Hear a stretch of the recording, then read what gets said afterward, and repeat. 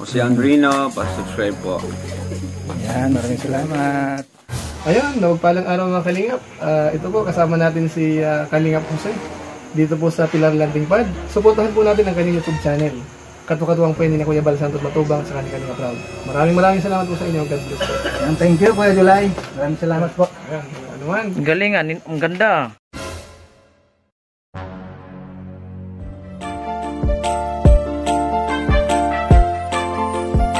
Siya ang makakasama nyo at magiging katuwang aalali sa mga nangangailangan. Jose Andrino. Sa mapagpalang umaga po sa ating lahat mga Kalingap. Sa mapagpalang umaga, gabi, tanghali sa ating lahat na mga nandirito, sa ating mga manonood. Shout out sa lahat kay Kuya Bal Santos Matubang, kay Ate Edna Vlogs at kay Kalingap Rob. At kay Ate Inday Pimbi, shout out po kay Ate Inday Pimbi at lalong-lalo na kay Ading Laura Imbiraget Official. Magandang umaga po mga kaibigan, mga Kalingap. Andito pa rin tayo kila Pinyel. At mayroon po tayong katanungan kay Pinyel. Kaya mga Kalingap, samahan nyo lang ako sa pakikipagpanayam at lalong-lalo na kay Pinyel sa pagpano ng kanyang ama. Tara mga Kalingap, samahan nyo lang ako at kausapin natin. No. Tapos na ba? Shout out sa inyo dyan. Shout out kay Pinyel. Sipag ni Melissa. Ti Melissa, sipag mo naman. Pinyel, ngayong ano yung wala na yung papa mo. Paano bang plano mo? Sasama ka ba kila Kuya Bal sa dait?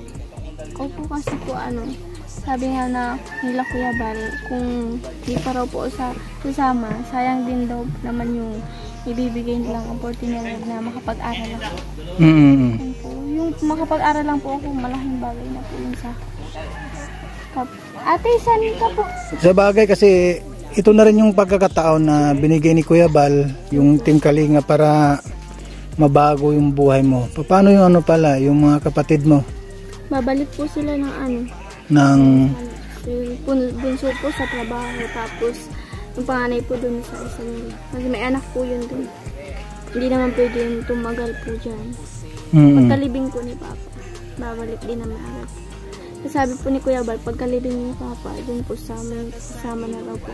Kasi para makahabol din po sa dahil kasi nga, para may habol ka rin sa enrollment, kailangan mag-exam ka din muna para may habol ka sa itong na ito, yung pasukan na ito. At yun naman din ang pakay ni Kuya Bal para mabago nga yung buhay mo. Kasi nga po dyan sa bahay, yung tito ko po yung kasama. Masikip din po yung bahay. At isa pa, pag yun nga, at isa pa, pag nandyan ka, hindi mo lang din makakalimutan ang papa mo. Baka mamaya, may stress ka lang. Kaya kailangan mo ring libangin yung yung sarili mo. Kaya kailangan mo na rin sumama din kila Kuya Bal. Paano ba pagkalibing ni papa mo? Siguro po kasi andyan pa naman po yung kapatid ko.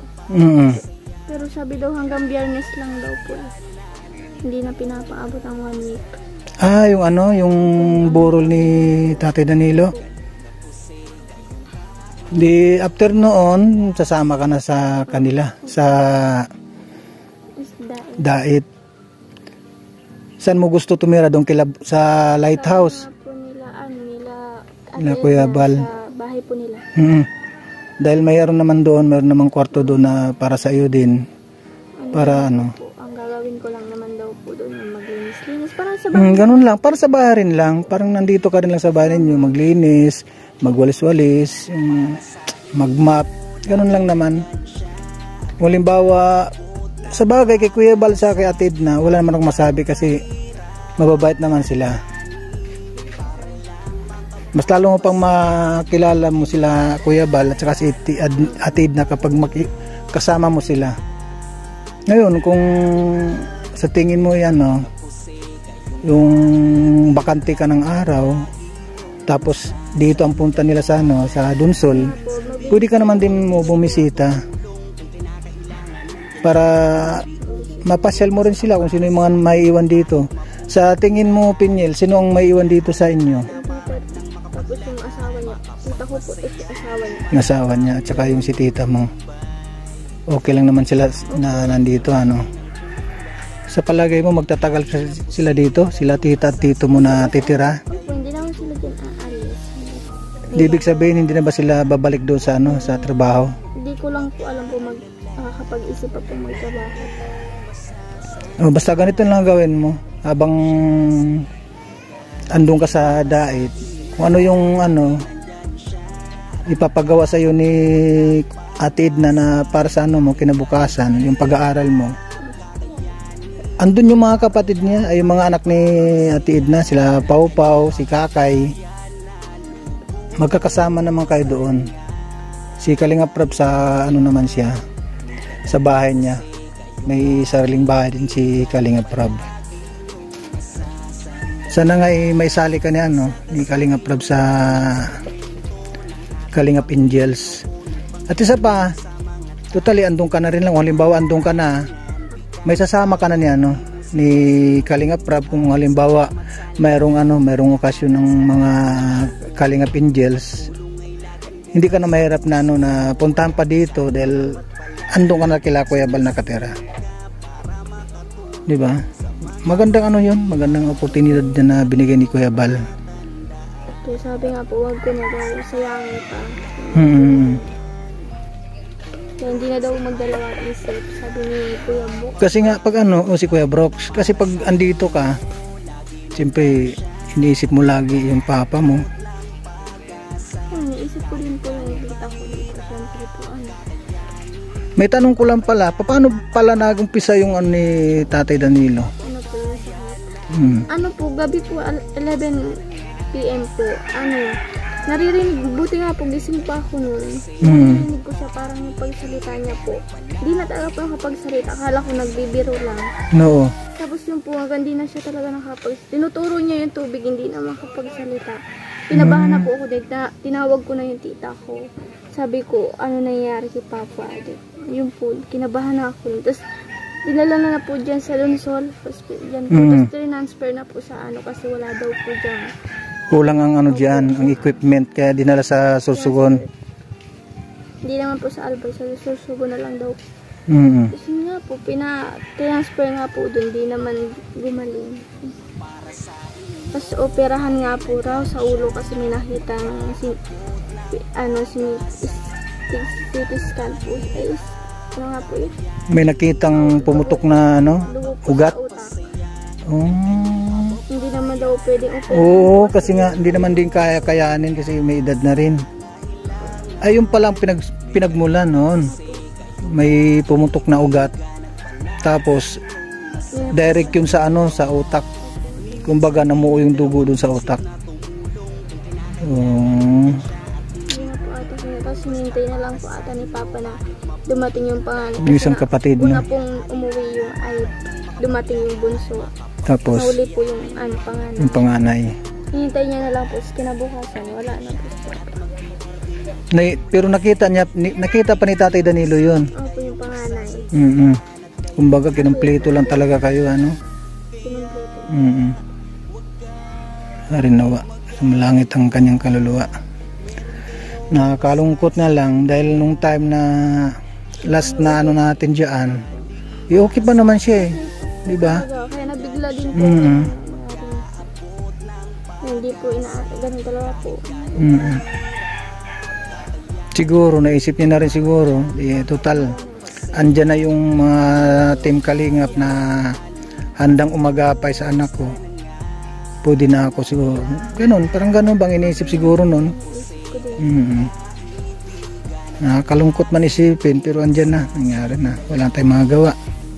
Ganun talaga. Ika nga ay una-una lang, at taon lang din talaga na nauna si Papa mo. Kaya ang gagawin mo lang din talaga, yung mag-focus ka na lang sa anumang profesyon na yung tatahakin. Dahil pagdating ng araw niyan, para sa iyo din yun. At kung ano man yung ano na blessing na mga dumarating sa iyo, pagdating ng araw, pag ikaw ay makatapos, pwede mo naman ding itulong sa mga kapatid mo, sa mga pamangkin mo, ganun. Dahil pasasaan ba't makakaano din, makakaraos din naman sa kahirapan. Hindi naman siguro habang buhay ganun ang sitwasyon mo. Basta magtiwala ka lang, hanggat andyan si Kuya Bal, hanggat andyan ang mga Team Kalingap na handang umalalay sa anumang gusto mong maabot, magtiwala ka lang. So, alam ko pong masaya po yun si Papa na andito po kayo ngayon, lalong-lalo na po sa inyo ni Tatay Paps, tapos sa iyo po Kuya Jose, dahil hindi po dahil sa inyo, hindi nyo kami na-scout. Hindi ko po alam kung ngayon pong wala si Papa. Hindi ko po alam kung saan kukunin yung mga gamit. Hindi po dahil na-discover din po, dahil na-discover kami nila Kuya Bal dahil sa inyo po. Yan po, salamat ko po sa inyo nila Tatay Paps, sa iyo po. Kasi ito din pong opportunity na papaaralin ako. Malaking tulong po ito sa akin dahil sa inyo. Nagsimula po ito sa inyo. Hindi niyo po kami inaano po kay Kuya Bal. Kayo po yung puno-tulo po nun. Parang kayo na po yung magbabago ng buhay. Magbabago ng buhay ko po. Yung po wala na si Papa. Tapos alam ko po masaya po yun na andyan po kayo na hindi po pabayaan na wala na siya. Siguro kung buhay pa si Papa mo, masaya na naman siya kasi andito na naman kami. Siguro po may gusto yan sabihin sa inyo nung nakapagsalita yun. Salamat bago siya mawala. Iiyak na lang talaga po siya, iyak ng iyak. Hindi po. Nakita namin yung mata ng iyak ng iyak. Pupunta ako nung time na yon, nung nag-text ka kay Kuya Bal. Kaya sabi ni Kuya Bal, wag na, dinala na nila sa Sorsogon.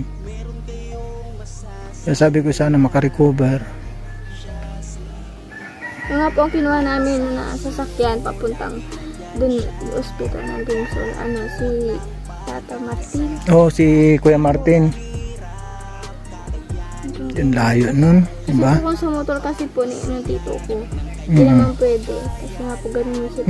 Kailangan talaga tricycle. Tapos nung tinakbo nyo na sa Donsol, tinatransfer ng Sorsogon, anong nagdala doon? Yung ambulansya? 3 AM na po kami tumakbo. Basta mag-ano ka lang, Pinyel, mag-ano ka lang talaga na sana makatapos.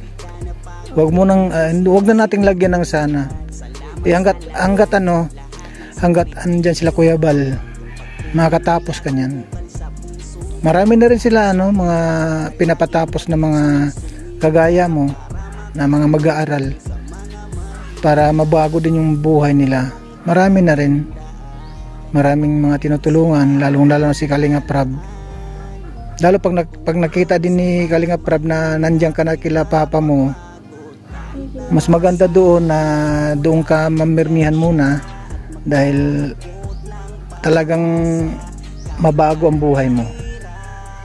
Talaga 99% na mabago ang buhay mo diyan. Kaya nagpapasalamat ako dahil ayan, magtuloy-tuloy lang yung mo. Basta kung ano yung ugali mo ngayon, sana huwag ka lang magbago. Pagpatuloy mo lang na ikaw si Pinyel, ipagpatuloy mo lang kung ano yung ugali mo ngayon nung una nang nakita ka namin hanggang sa ikay makatapos. Ganun lang. Pati rin ako naiyak na rin ako ay. Ganoon na lang, Pinyel. Mamaya na ulit.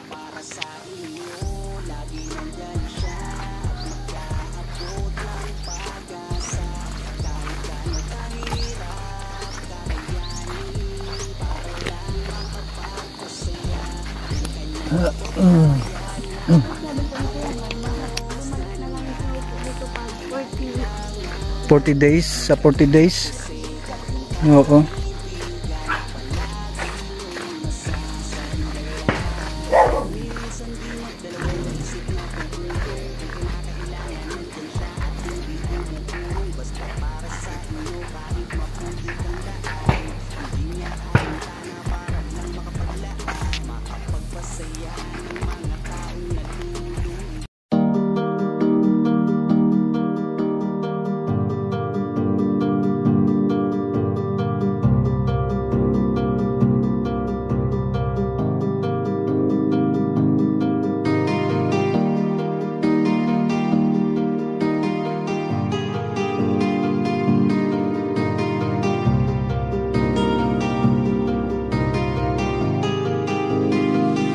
Para sa inyo, lagi nandyan siya at mag-aabot ng pag-asa.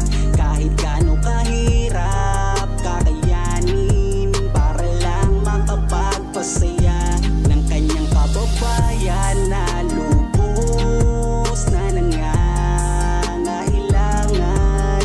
May Kalingap Jose, kayong kaibigan at palagi niyong masasandalan.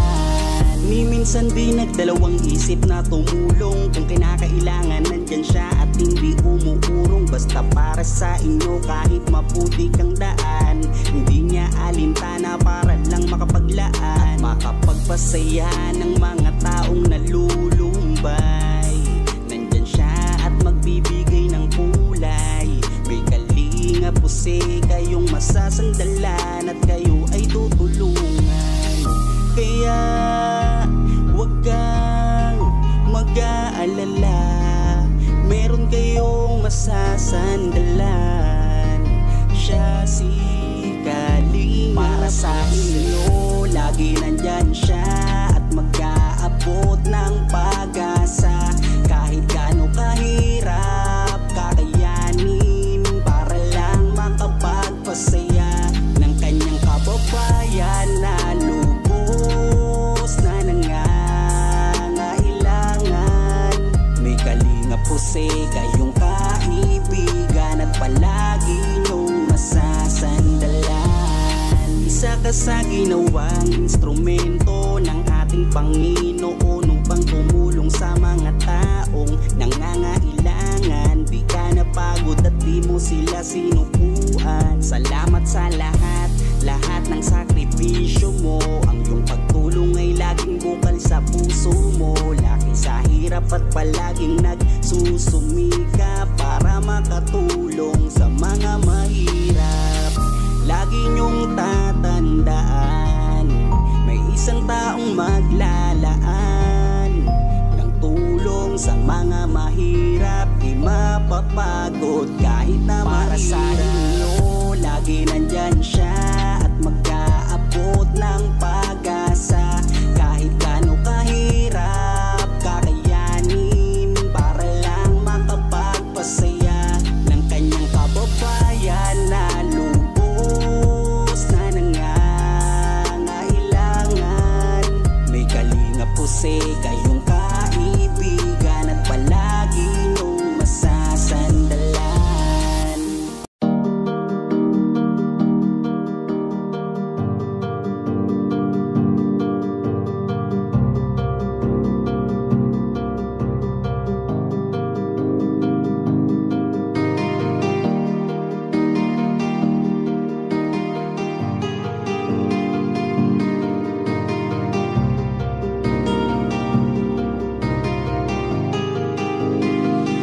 Para sa inyo, lagi nandyan siya at mag-aabot ng pag-asa.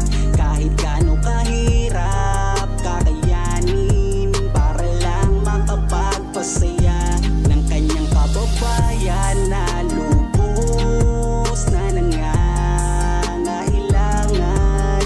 May Kalingap Jose, kayong kaibigan at palagi niyong masasandalan.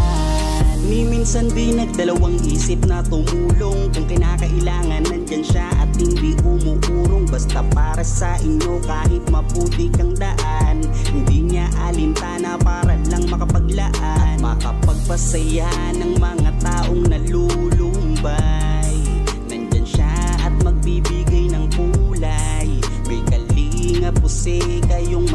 masasandalan at kayo ay tutulungan. Kaya huwag kang mag-aalala, meron kayong masasandalan. Siya si Kalinga. Para sa inyo lagi na